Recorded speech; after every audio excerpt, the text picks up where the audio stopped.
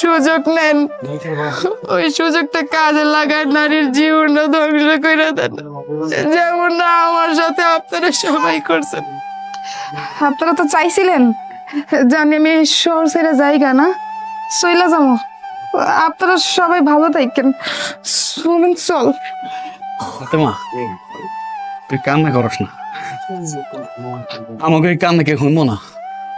এই শহরে ইট পাথরের ভিতরে থাইকা আগে মন ইট পাথর হয়ে গেছে। আপনাকে এই এলাকায় অনেকদিন ধরে আমরা দুজন ছিলাম, অনেক কষ্ট হইতেছে আপনাকে এলাকা ছেড়ে যাইতে। কি করবো কন, এই বদনামের শহরে এত মানুষের ভিড়ে আমাকে দুজনের জায়গা হইল না, তাই চলে যাইতেছি ফাতেমারে লইয়া। আপনারা সবাই আমাকে জন্য দোয়া করবেন, আমাকে জীবনে এই এলাকায় আসা হইব না, আপনাকে কারোর সাথে দেখা হইব না।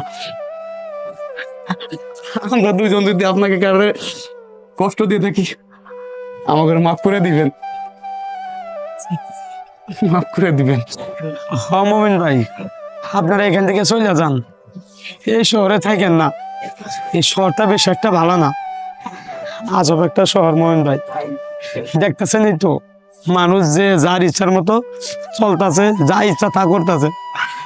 ভাই আপনারা চলে যান ভাই, আপু আপনারা চলে যান।